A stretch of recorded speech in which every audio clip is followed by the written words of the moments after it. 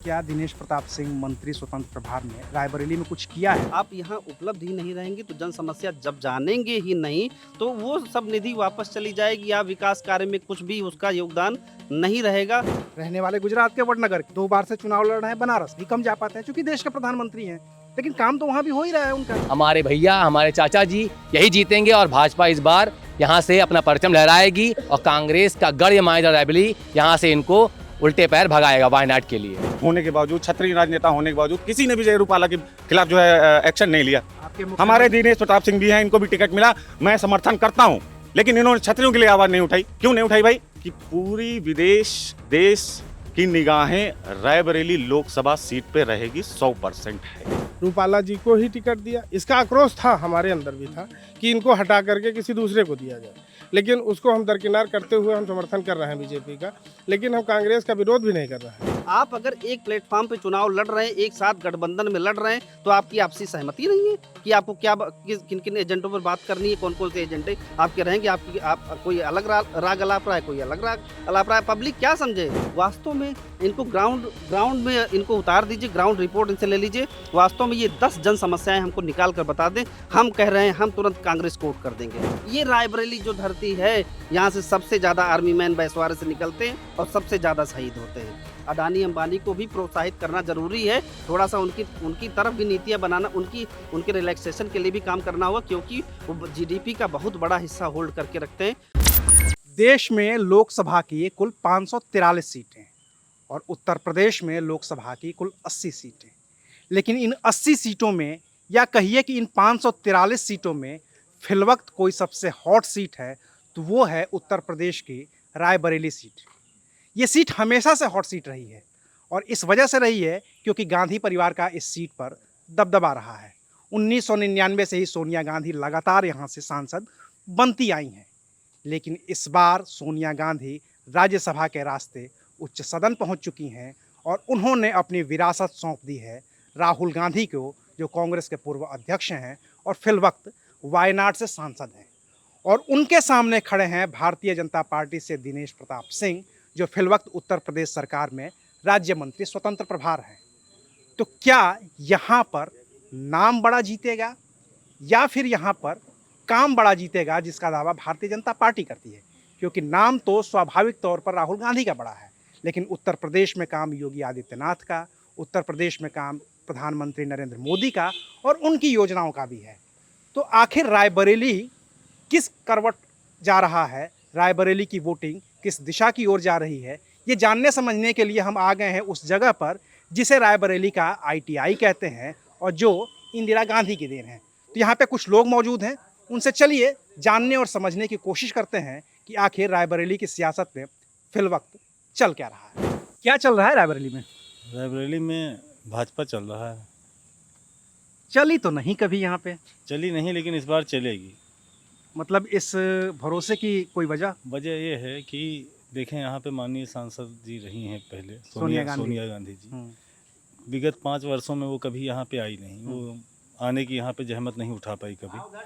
तो हम लोग किसके भरोसे क्या करेंगे? अगर आम जनता का कोई काम है तो सांसद से मिलना चाहेगा, कोई मिल पाएगा? राजनीति में अगर आप सुलभ नहीं हैं तो आप कौन सी राजनीति करेंगे?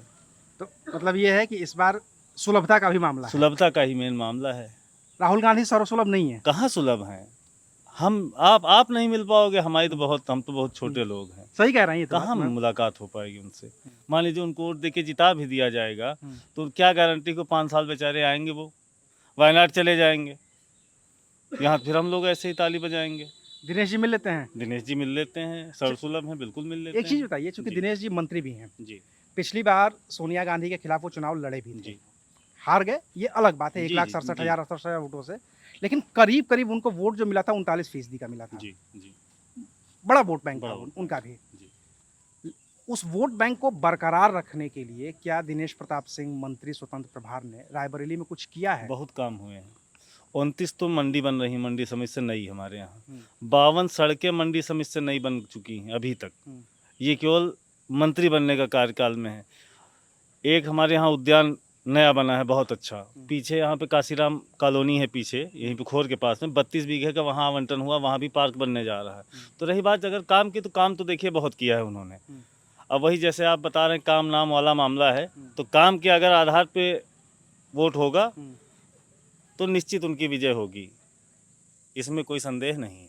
सहमत हैं क्या आप लोग इनकी बात से? क्यों भैया? जी, मैं बिल्कुल सहमत हूँ भैया ने जो कहा। निश्चित तौर पर मंत्री जी ने जिले के विकास कार्यों के लिए उन्होंने अपने आप को पूरी तरह से समर्पित कर दिया। मंडी परिषद से 110 सड़कें बन रही हैं, जो मंडी समितियां बन रही हैं, और इसके साथ साथ पर्यावरण पार्क, जो आगे की आवश्यकता है हमारी इको फ्रेंडली नेचर की जो बात होती है, उसमें सबसे बड़ा योगदान ये रहेगा कि कम से कम शहर में एक पर्यावरण पार्क बने। पर्यावरण पार्क का उन्होंने निर्माणाधीन है, वो निर्माण चल रहा है। उन्होंने अपने आप को जन सुलभता का तो विषय उनके साथ है ही, वो लगातार सर्वसुलभ तो रहते ही हैं, उसके साथ साथ लोगों की समस्याओं का निस्तारण भी करते हैं। अब आप एक विषय में हम उठाना चाहते हैं, वो ये कि अगर आप उपलब्ध नहीं रहेंगे एक सांसद के तौर पर, तो जो 5 करोड़ रुपए की निधि मिलती है, 25 करोड़ रुपया सांसद निधि के तौर पर आता है, आप यहाँ उपलब्ध ही नहीं रहेंगे तो जन समस्या जब जानेंगे ही नहीं, तो वो सब निधि वापस चली जाएगी। या विकास कार्य में कुछ भी उसका योगदान नहीं रहेगा, कुछ भी उसका यूज नहीं रहेगा। क्या यहाँ की पब्लिक जो है एकदम से उसका जीवन स्तर बहुत उच्च हो गया है, उसको इस निधि की जरूरत नहीं है, इस विकास लेकिन कार्य की जरूरत एक नहीं है? चीज बताइए, बहुत बड़े बड़े नेता जो होते हैं वो अपना तो क्षेत्र छोड़ करके वापस आते ही हैं किसी दूसरे क्षेत्र में। जैसे प्रधानमंत्री नरेंद्र मोदी हैं, रहने वाले गुजरात के वडनगर के हैं, 2 बार से चुनाव लड़ रहे हैं बनारस से, वो भी कम जा पाते हैं क्योंकि देश के प्रधानमंत्री हैं, लेकिन काम तो वहाँ भी हो ही रहा है उनका। हो रहा है काम। इस पर मैं बताना चाहूँगा आपको, आप एक टीम बना दीजिए जो आपका रिप्रेजेंटेशन करे। ये धरती जो है, ये राणा बेनी माधव जी की धरती है। यहाँ के लोगों का सम्मान और गरिमा, ये यहाँ के लोगों का सम्मान और यहाँ के लोगों की गरिमा, अब उसका मूल्य ये नहीं है कि आप एक सांसद के तौर पर यहाँ उपलब्ध ही ना रहिए, ना आपकी कोई टीम यहाँ उपलब्ध रहे, ना वो जन समस्याओं को जाने, ना वो आप तक पहुँचाए, ना आप उसका निस्तारण करें। जो कुछ भी हुआ है, जिस परिसर में आप खड़े हैं, इंदिरा गांधी जी की देन है, उसके बाद से कुछ नहीं हुआ है। तो क्या अब जो बदलते दौर में, वैश्वीकरण के दौर में, आधुनिकीकरण के दौर में, क्या रायबरेली वासी अपने आप को एकदम पिछड़ा हुआ मान लें? समय के साथ क्या उनको विकास की ज़रूरत नहीं है? आप 5 साल आप जनता के बीच में इनके दुख दर्द को जानने नहीं आई। आज हर हाथ में मोबाइल है, लैपटॉप है। लोगों को, बच्चों को आकांक्षाएं होती हैं कि हम टेक्नोलॉजिकल तरीके से आगे जाएं, टेक्नोलॉजी हमारे साथ जुड़े, जन समस्या हमारे साथ, हमारा प्रतिनिधि खड़ा हो जो हमारी बातें जो है संसद तक पहुंचाए। आप एक प्रतिनिधि के तौर पर, एक सांसद के तौर पर कब इस रायबरेली में दिखे हैं, वो बताएं हमको। अच्छा, ये जो कह रहे हैं, क्या इसकी वजह ये है कि जैसा कह रहे हैं कि प्रतिनिधि के तौर पे वो नहीं दिखी हैं, लेकिन उनके प्रतिनिधि जो थे केएल शर्मा, वो अमेठी चले गए हैं? क्या इसका भी डर है कि यहाँ पे कोई जीत जाएगा तो वो नहीं आएगा?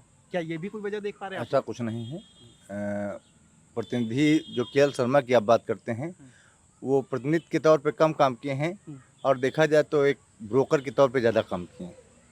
अच्छा जी, प्रतिनिधि का मतलब होता है कि जनता के बीच में जाना। उनसे अगर पूछ लिया जाए कि आपका कितने बूथ हैं किस विधानसभा में, तो नहीं बता पाएंगे आप। केएल शर्मा तो कहते हैं कि मैं तो 40 साल से अमेठी रायबरेली वो में 40 साल से गाँव-गाँव वो गलियाँ कहते हैं ना, गलियाँ वो जानता हूँ। कहते हैं ना, जनता थोड़ी कहती है। पब्लिक से आप बात कर रहे हैं, आप उनसे नहीं बात कर रहे हैं, तो पब्लिक बताएगी ना किस क्षेत्र में कितना हो गए हैं, कितना विकास किए हैं। सोनिया जी 5 वर्ष बाद ठगा महसूस कर रहा है रायबरेली की जनता एक प्रकार से। उनको जब उनके बेटे को चुनाव लड़ना हुआ तो आ गई, ठीक। उनकी बेटी को अगर आप यहाँ देखेंगे तो पहचान लेंगे, अगर आप दिल्ली चले जाएंगे तो इन्हें पहचान में ये लेडीज है या जेंट्स है? बताइए, दुर्भाग्य, रायबरेली का दुर्भाग्य है। और बात कही जाए माननीय सोनिया जी की, ठीक ना, वो अस्वस्थ थी, राहुल गांधी स्वस्थ थे, प्रियंका जी स्वस्थ थी, उनको आना चाहिए ना। अगर उन्हें था कि मेरे वंश आगे वहाँ जाएंगे, मेरे परिवार के वहाँ चुनाव लड़ेंगे, तो उनको आना चाहिए था, देखना चाहिए था। पूरा कोरोना काल समय चला गया, बछरावा का इतना बड़ा रेल कांड चला गया है, वो अभी तक नहीं आए। जब उनके पुत्र को चुनाव लड़ना हुआ तो पुत्र मुँह में वही धृतराष्ट्र वाली स्थिति आ गई, वो सीधे आ गए मैदान में, कहीं चलिए आइए चलते। यही माहौल है क्या यहाँ का? यहाँ का माहौल माननीय दिनेश प्रताप सिंह जो भाजपा से चुनाव लड़ रहे हैं, हम क्षत्रिय समाज, पूरा रायबरेली क्षत्रिय समाज उनके साथ है। और राहुल क्षत्रिय समाज उनके साथ है और अदिति सिंह साथ ही नहीं है। अब अदिति सिंह साथ में है, वो भी तो अब क्षत्रिय समाज की हैं, वो अखिलेश भी सिंह भाजपा की की विधायक हैं। भाजपा के विधायक हैं, क्षत्रिय समाज से हैं। अखिलेश सिंह बड़े नेता थे, उनकी बेटी हैं, जी, न नामांकन में जाती हैं, न चुनाव प्रचार में जाती हैं, दिखते ही नहीं। वो नामांकन में यहाँ थी नहीं, अब अपना भाजपा का जो प्रचार नहीं कर, होता है वो आता है। सोनिया गांधी दिल्ली से आई राहुल गांधी का नामांकन तो वो करवाने। अपने लड़कों को लेके आई ना। जब सोनिया गांधी ने नामांकन किया उसके बाद दोबारा रायबरेली आई नहीं, अपना प्रमाण पत्र लेने नहीं आई, वो तो लड़के को जिताने आई है रायबरेली। ये आप पब्लिक से पूछ रहे हैं, ये संगठन कार्य है, ठीक ना, ये पब्लिक नहीं जानती है।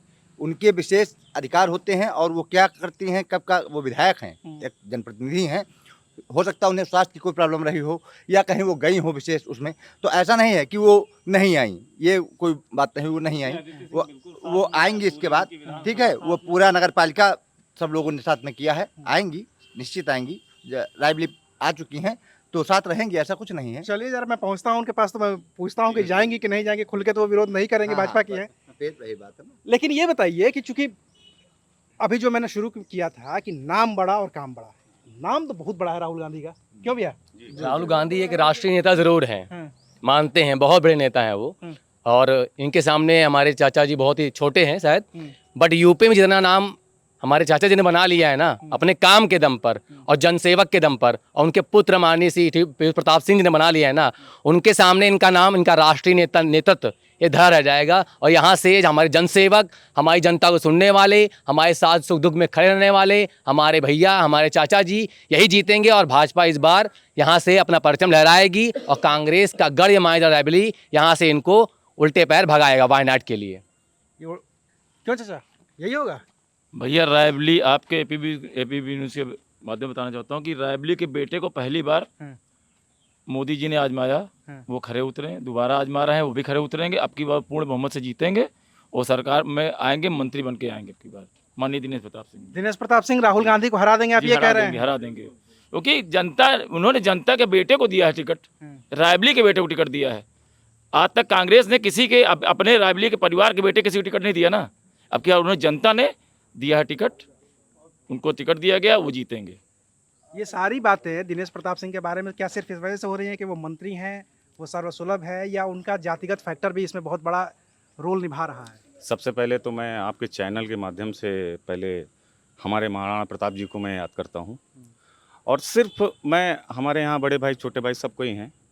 एक भाजपा के हमारे बहुत ही कद्दावर नेता श्री रूपाला जी, उन्होंने हमारी क्षत्रिय परिवार पे, की बात कर रहे हैं जी, उन्होंने हमारे क्षत्रिय बहन बेटियों के ऊपर, माओं के ऊपर ऐसा आरोप लगाया, उस पे हमारे मोदी जी ने कुछ नहीं कहा। नहीं, उन्होंने तो सार्वजनिक तौर पे माफी मांगी। सार्वजनिक आप करके उसके बाद माफी मांग रहे हैं। ये तो यही हुआ ना कि पहले मार दो, पहले चोट पहुंचा दो, उसके बाद कह दो फिर हमने मारा, हम लगाया। मैं क्षत्रिय परिवार से आता हूं, मैं क्षत्रियों की आवाज बुलंद करता हूं।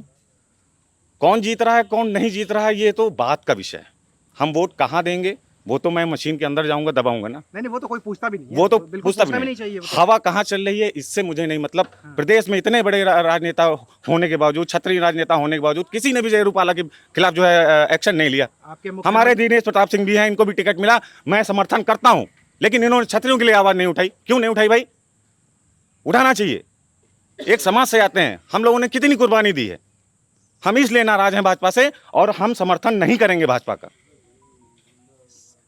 एक चीज बताइए, रूपाला गुजरात के हैं, ठीक है, उन्होंने बोला है, उसके बाद गृह मंत्री अमित शाह कह रहे हैं कि माफी मांग ली। आपके मुख्यमंत्री योगी आदित्यनाथ खुद उस समाज से आते हैं, हालांकि चूंकि वो योगी हैं तो वो कहते हैं कि उनकी कोई जात नहीं होती है। रक्षा मंत्री जो है राजनाथ सिंह, वो खुद उस समाज से आते हैं। आपके दिनेश प्रताप सिंह हैं, वो उस समाज से आते हैं। भैया राजनीति एक अलग दिशा है, मतलब और आप ये एक कह रहे हैं कि व्यक्तिगत राजनीति में और जो राजनीति में और एक राजनीति एक अलग दिशा आपकी चली गई। एक व्यक्तिगत किसी को आप किसी वर्ग को आप ठेस पहुंचा रहे हैं, वो असर आपको करेगा। आपने कैसे कह दिया, किस मुंह से कह दिया? कुर्बानियां भूल गए आप लोग? कितनी कुर्बानियां दी गई?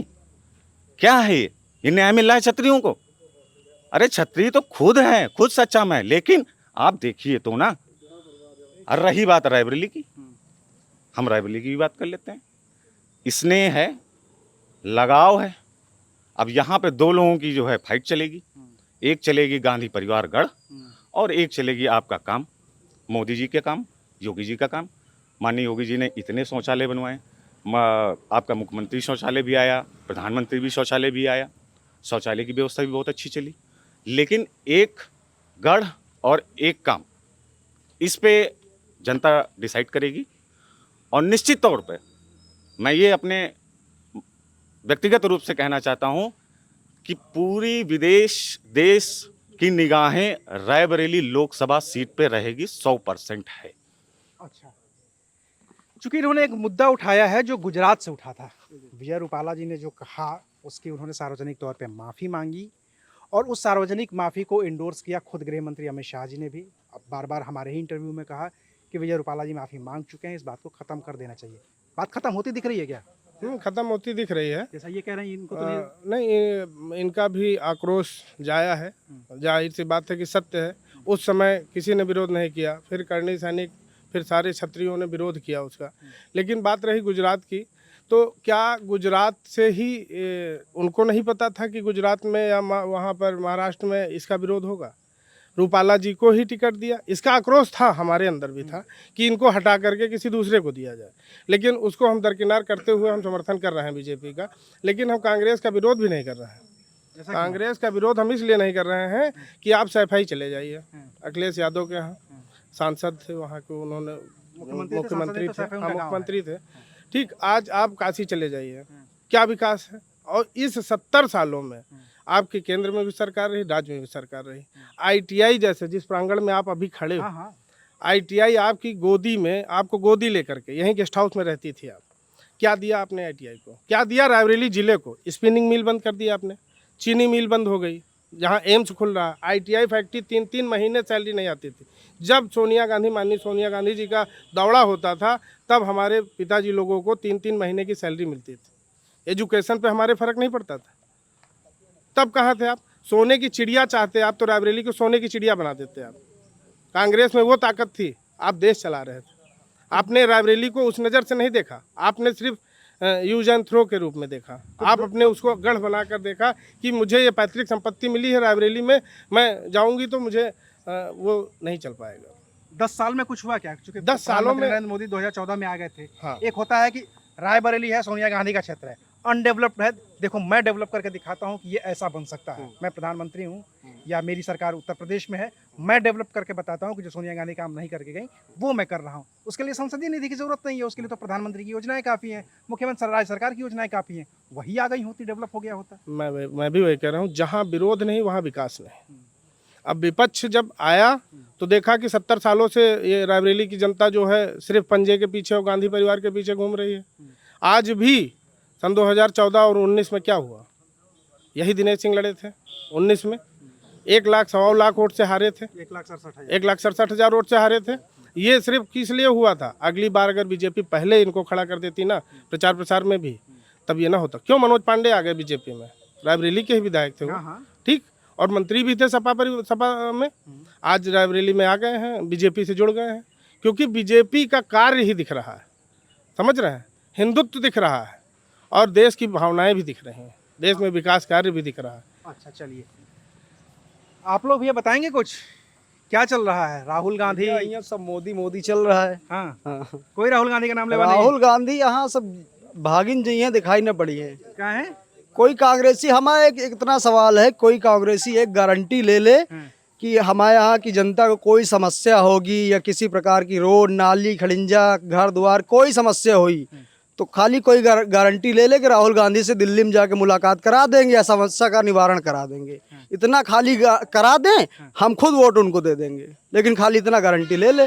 और यहाँ तो मंत्री जी हैं, आप कभी भी जाइए उनके घर तो वो मिलेंगे, नहीं मिलेंगे तो उनके 4 भाई हैं, कोई ना कोई मिलेगा। वो नहीं मिलेंगे, उनके लड़के हैं पीयूष प्रताप सिंह ब्लॉक प्रमुख, सब लोग, हाँ, तो कोई ना कोई मिलेगा। और वो भी नहीं मिलेंगे तो उनके घर की औरतें इतना सक्षम है कि वो एक फोन कर देंगी तो आपका काम हो जाएगा। ये कोई गारंटी ले ले कि सोनिया गांधी से मिलकर काम करा देंगे तो हम खुद वोट दे देंगे उनको, बिल्कुल दे देंगे, लेकिन इतनी कोई गारंटी ले ले, दिखाई नहीं देंगे कोई आज के बाद चुनाव। तो असंभव है, गारंटी नहीं ले पाएंगे, वो सक्षम भी नहीं है। जब लास्ट टाइम वो प्रचार उनको मतलब पर्चा दाखिला करना था, तभी वो आई है अपना ब्याह, कहते नहीं कि आदमी FD कर दिया 70 साल तो ही वसूलने आई थी कि हम अपना ब्याज वहाँ जाएंगे वसूल लेंगे। एक लड़का फिर खड़ा कर दिया उन्होंने, अमेठी छोड़ के यहाँ लेके आए। अमेठी डर था, वो भाग आए, तो सोचे रायबरेली में कुछ ऐसा हो जाएगा। तो रायबरेली में तो उनका कोई मतलब कोई चर्चा का विषय भी नहीं रह गया है, न कोई मतलब है। चुनाव हमारे दिनेश चाचा ही जीतेंगे, कोई उनको हरा नहीं पाएगा। और इस बार तो ये लगता है कि वो अच्छे वोटों से जीतेंगे। उस बार तो उनको थोड़ा सा समय मिला था, मतलब टिकट थोड़ा समय मिला था, तब 1,67,000 वोटों से हारे थे। अब तो ईश्वर दया से लगता है कि मतलब कम 3-4 लाख वोटों से वो जीतेंगे। 3-4 लाख वोट से राहुल गांधी को हरा देंगे। बिल्कुल हराएंगे, बिल्कुल। 52,000 से स्मृति ईरानी हराई थी अमेठी में राहुल गांधी को। हम यहाँ की बात करें, रायबरेली की बात कर रहा हूँ, वो 100% हराएंगे। उन्होंने, उनका काम दिखता है, उन्होंने काम इतना किया है कि कोई बोल ही नहीं सकता, ये बात है उसमें। क्यों? सही बात है, एकदम सही बात। हरा देंगे आप लोग राहुल गांधी को इस बार? हाँ, पक्का हार जाएंगे। पक्का हार जाएंगे। पिछली बार भी तो नहीं हरा पाए, लेकिन सोनिया गांधी को। पिछली बार का अलग था, वो पहली बार चुनाव लड़े थे। हाँ। इस बार तो पक्का हार जाएंगे। आपके माध्यम से एक बात हम कहना चाहेंगे, आपने एक बड़ा सवाल उठाया है कि यहाँ के स्थानीय विधायक सपोर्ट नहीं कर रहे हैं। देखिए, भाजपा का जो संगठन है वो कब कौन से पत्ते खोलेगा, नहीं, वो तो मैं जानता हूँ, वो तो बहुत अच्छा से जानता हूँ। निश्चित तौर पर हाँ। कब कौन से पत्ते खोलेगा वो, कब कहाँ किसका किस तरह से इस्तेमाल मैंने करना मध्य है। प्रदेश में भी ये देखा, हाँ, फिर हाँ। गृहमंत्री अमित शाह की बात भी सुनी। वो कुछ लोग वो मैं जानता हूँ। कुछ लोग फ्रंट पे होते हैं, कुछ लोग बैक पे होते हैं। बाद में उनका काम आएगा, किस तरह से आएगा वो हमारी पार्टी तय करेगी। निश्चित तौर पर उनका कहाँ सब सारी रणनीतियां तैयार हैं। हम तैयार हैं कि हम जनता के सहयोग के लिए पूरी तरह से तत्पर हैं। जन समस्याओं के निवारण के लिए इस बार उन तक मैसेज हम पहुंचा ले जाएंगे कि हम आपके साथ हैं। राहुल गांधी आपके साथ नहीं, कोई गांधी आपके साथ नहीं है। कारण मैं भी आपको बता दे रहा हूं, इस शहर में क्या ज़रूरत है, मतलब लोगों का उपभोग व्यय बढ़ जाए, लोग की प्रति व्यक्ति आय बढ़ जाए और लोगों का जीवन स्तर ऊपर हो जाए। इस दिशा में मोदी सरकार हर तरफ से, कौन सी बात हम आपको बताएं, चाहे वो आवास हो, चाहे पेयजल योजना हो, चाहे सड़कें हो, चाहे वो पेंशन हो, जो भी चीज़ें आप हमसे पूछना चाहें हम आपको वो तुरंत योजना बता देंगे। तो लोगों का उपभोग व्यय बढ़ रहा है। जो साइकिल से चल रहे थे मोटरसाइकिल से चल रहे हैं, जो मोटरसाइकिल से चल रहे थे, हम भी आज स्कॉर्पियो चल रहे हैं, हम भी मोटरसाइकिल से चला करते थे। तो कहने का मतलब, देखिए, जीडीपी में हम 8वें नंबर पर थे, इस समय हम जीडीपी में 5वें नंबर पर है और आने वाले समय में 3रे नंबर पर आएंगे। राष्ट्र का विकास यही तो है, इस पैमाना कोई तो है। जब पैमाने पर आप जाएंगे तो पैमाने पर हम आपको खोल के दिखा रहे हैं कि कांग्रेस पार्टी कहीं पीछे है। तो हम अपने माननीय मंत्री श्री दिनेश प्रताप सिंह जी को काहे प्रतिनिधित्व न प्रदान करें, वो जाके मोदी और योगी जी का हाथ मजबूत करके इस क्षेत्र का भी विकास करें और मजबूती के साथ यहाँ खड़े रहें। एक बात। दूसरी बात, सबसे बड़ी बात जो है, दलित और वंचित वर्ग, दलित और ओबीसी आरक्षण में से मुस्लिम आरक्षण को देने की बात कही गई है माननीय लालू प्रसाद यादव और कुछ स्थानीय कांग्रेस। नहीं, देखिए, लालू यादव ने तो कहा है कि मुस्लिमों को पूरा आरक्षण मिलना चाहिए, पूरा, लेकिन कांग्रेस ने तो कभी नहीं कहा है। दलित और ओबीसी को कांग्रेस, लालू यादव कहाँ है? इंडी में है कि नहीं है? इंडी में है। इंडी में है। इंडी में कहने से तो हो नहीं जाएगा, क्योंकि संविधान में नहीं है, जिसका जिक्र संविधान में नहीं है। मैं मान रहा हूँ, सामाजिक, आर्थिक और शैक्षणिक रूप से पिछड़े हुए वर्ग को आरक्षण मिलना चाहिए, वो कोई भी हो। मैं ये मानता हूँ, व्यक्तिगत तौर पर मैं ये मानता हूँ। मैं राजपूत वर्ग से भी हूँ, तो व्यक्तिगत रूप से भी मैं ये मानता हूँ कि आर्थिक, सामाजिक और शैक्षणिक रूप से पिछड़े हुए वर्ग को आरक्षण मिलना चाहिए। धार्मिक तौर पर कहीं कोई उल्लेख, उसका जिक्र नहीं है। लेकिन आप अगर एक प्लेटफॉर्म पे चुनाव लड़ रहे हैं, एक साथ गठबंधन में लड़ रहे हैं, तो आपकी आपसी सहमति नहीं है कि आपको किन किन एजेंटों पर बात करनी है, कौन कौन से एजेंडे आपके रहेंगे। आप कोई अलग राग अलाप रहा है, कोई अलग राग अलाप रहा है। पब्लिक क्या समझे? पब्लिक कई बार होता है, कई बार नहीं राग अलाप रहे हैं, वो अलग कर लेते हैं खुद। बात ये नहीं है, ये विभाजनकारी सोच है। आप जो है मोहम्मद अफजल के साथ जाएंगे, आप कन्हैया कुमार के साथ जाएंगे, टुकड़े भारत तेरे टुकड़े होंगे, भारत तेरे टुकड़े होंगे, इंसा अल्लाह लगाया था, भारत तेरे टुकड़े होंगे, इंसा अल्लाह। रायबरेली की धरती पहचान चुकी है। ये नहीं चलेगा, ये नहीं चलेगा। नकली गांधियों का ये खेल, नकली गांधियों का ये जो बरगलाना है, भ्रमित करके, मैनिपुलेट करके लोगों को केवल भावनाओं में बहकर कि मैं गांधी, मेरा परिवार ने शहादत दी। जवान, आर्मी के जवान जो है, ये रायबरेली जो धरती है, यहाँ से सबसे ज़्यादा आर्मी मैन बैसवारे से निकलते हैं और सबसे ज़्यादा शहीद होते हैं। कौन शहादत की बात आप करते हैं? शहादत दी तो है ना भाई, उसमें क्या गलत है? शहादत नहीं दी है। राजनीति का जो खेल है, इन्होंने सत्ता के लिए खेला है, जनता के लिए नहीं खेला है। जनता के लिए जो करता है वो मोदी जी जैसा होता है। मतलब ठीक है, मैं समझ गया आपकी बात, लेकिन ये बताइए कि इंदिरा गांधी की शहादत क्यों हुई? इसी वजह से ना, ताकि पब्लिक की भलाई हो सके। अमृतसर में वो भिंडरा वाले बैठा है उसको बाहर निकाला जा सके, उसी के लिए सारा काम किया, उसी के चक्कर में उनकी शहादत हुई। देखिए वो भी एक पॉलिटिकल एजेंडा है, उस पॉलिटिकल एजेंडे पर काम करते हुए उनकी उनकी मृत्यु हो गई। मेरी संवेदनाएं गांधी परिवार पर इस विषय में उनके साथ हैं कि उनकी मृत्यु हुई, लेकिन वो उनका पॉलिटिकल एजेंडा था, उसके तहत उनकी मृत्यु हो गई। इसमें किसी भी जनता का कोई भलाई का काम नहीं था, इसमें ना किसी जनता का डायरेक्ट किसी जनता के हित में वो गई थी। वो अपनी राजनीति के लिए, अपनी सत्ता के लिए, अपनी शासन, उन्होंने इमरजेंसी भी लगवाई थी। हाँ, किसके लिए? सत्ता के लिए। तो इससे साबित होता है, निश्चित तौर पर इससे साबित होता है कि वो सत्ता के एजेंडे को ही उनके केंद्र में सत्ता का एजेंडा ही रहता था, क्योंकि उन्होंने इमरजेंसी जैसा घृणित कृत्य भी किया है। हमको दुर्भाग्य से ये कहना पड़ रहा है। फिर जिताया भी तो आप लोगों ने है। हम लोगों ने जिताया, चूंकि आयरन, देखिए हम लोगों को लगा, देखिए मैं आपको क्रोनोलॉजी समझाता हूँ। हम लोगों को लगा कि एक ताकतवर महिला, एक ताकतवर शासक हो सकता है विकास कर जाए, हो सकता है कि विकास उससे वो कुछ हुआ भी, लेकिन उसके बाद मैंने अभी आपको बताया था कि उसके बाद कुछ नहीं हुआ है। उसके बाद इनके ये चांदी का चम्मच लेकर पैदा होने वाले लोग हैं। चांदी का चम्मच मुहावरा इसलिए इस्तेमाल कर रहा हूँ कि वास्तव में इनको ग्राउंड में इनको उतार दीजिए, ग्राउंड रिपोर्ट इनसे ले लीजिए। वास्तव में ये 10 जन समस्याएं हमको निकाल कर बता दें, हम कह रहे हैं हम तुरंत कांग्रेस को वोट कर देंगे। 10 जन समस्या केवल अपने मन से बता दें कि यहाँ 10 समस्या है। गिरा तो रहे पूरे केंद्र में कि महंगाई है, बेरोजगारी है, अंडानी है, अंबानी है।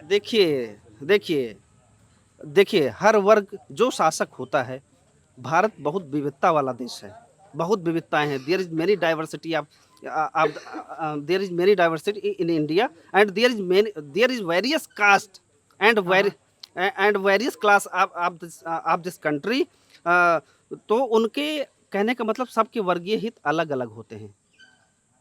अगर किसान की तरफ जा रहे हैं तो व्यापारी नाराज हो रहा है, व्यापारी की तरफ जा रहे हैं किसान नाराज हो रहा है, उद्योगपति की तरफ जा रहे हैं तो हमारा मजदूर वर्ग नाराज हो रहा है, सामान्य वर्ग नाराज हो रहा है। सबको साध करके, सबको ले करके चलना होता है, तब विकास होता है। अडानी अंबानी को भी प्रोत्साहित करना जरूरी है, थोड़ा सा उनकी तरफ भी नीतियां बनाना, उनके रिलैक्सेशन के लिए भी काम करना होगा, क्योंकि वो जीडीपी का बहुत बड़ा हिस्सा होल्ड करके रखते हैं। अडानी अंबानी को किसी ने खैरात में नहीं दिया है, उन्होंने खुद के दम पर, खुद की मेहनत पर कंपनी खड़ी की है। उसका प्रोत्साहन थोड़ा सा सरकार कर दे रही है और उसकी जीडीपी में उसका फायदा हो रहा है, तो इसमें गलत क्या है? तो ये था रायबरेली का एक रैंडम पब्लिक ओपिनियन, जिसमें ये लोग लगातार ये बात कह रहे हैं कि राहुल गांधी बड़े नेता तो हैं, लेकिन वो सर्वसुलभ नहीं है, क्योंकि वो बहुत बड़े नेता हैं। और दिनेश प्रताप सिंह इनके लिए सर्वसुलभ इसलिए हैं क्योंकि वो रायबरेली के हैं। तो नतीजे जो भी होंगे वो 4 जून को आएंगे। तब तक देखते रहिए अनकट। शुक्रिया।